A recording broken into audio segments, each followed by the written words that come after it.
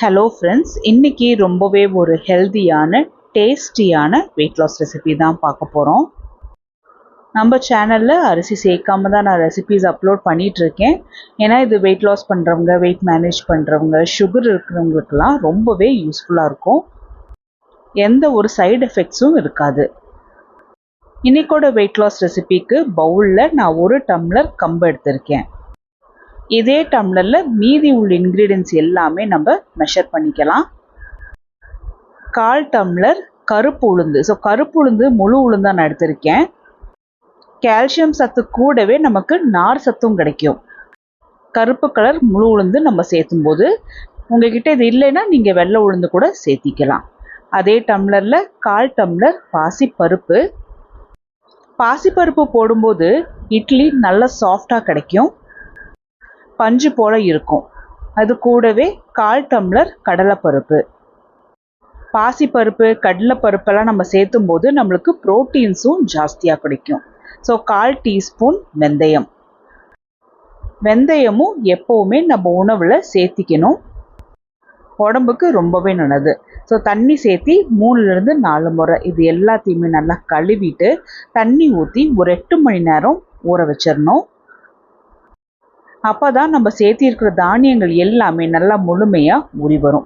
8 மணி நேரத்துக்கு அப்புறம் இது எல்லாமே நல்லா ஊறி வந்திருக்கு. இதை தண்ணியிலேருந்து வடித்து எடுத்து மிக்ஸி ஜாருக்கு ட்ரான்ஸ்ஃபர் பண்ணிவிட்டு தேவையான அளவுக்கு கல்லுப்பும் தண்ணியும் சேர்த்தி நல்லா நைஸாக அரைச்சி எடுத்துகிட்டு வந்துடணும்.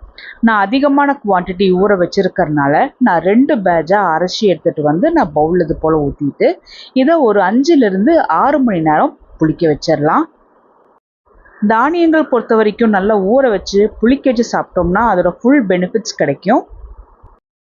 உடம்புக்கு தேவையான அனைத்து ஊட்டச்சத்தும் கிடைக்கும்.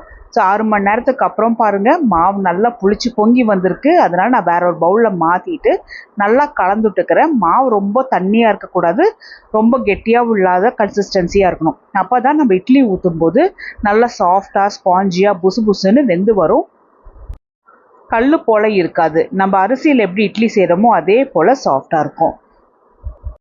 இந்த இட்லியை ஃப்ளேமை ஆனில் வச்சு 10 நிமிஷம் நல்லா வேக வச்சுட்டு சிம்மில் வச்சுட்டு அதுக்கப்புறமா ஆஃப் பண்ணி 50% ஆற விட்டுறலாம்.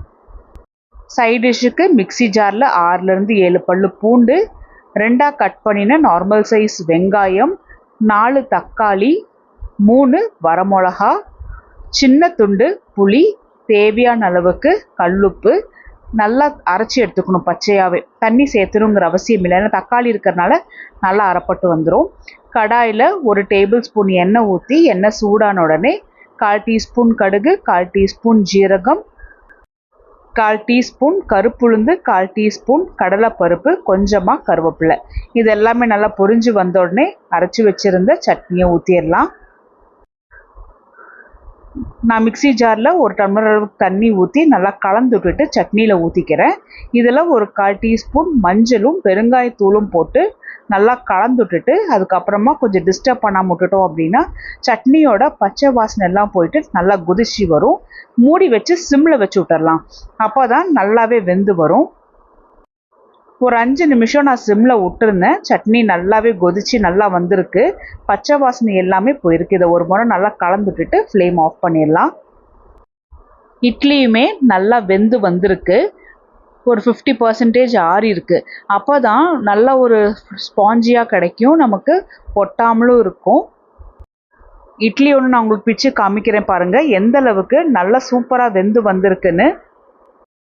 அரைவேக்காட்டோட சாப்பிட்டோம் அப்படின்னா ஜீரணமாகாது, அதனால் நல்லா வேக வச்சு தான் சாப்பிடணும்.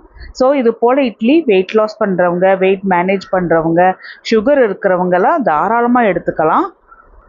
இது நல்ல ஒரு ப்ரோட்டீன் ரிச்சான ஹெல்த்தியான ரெசிபீஸ்க்கு நம்ம சேனலை சப்ஸ்கிரைப் பண்ணி வச்சுக்கோங்க. ட்ரை பண்ணி பார்த்துட்டு கமெண்ட் பண்ணுங்கள்.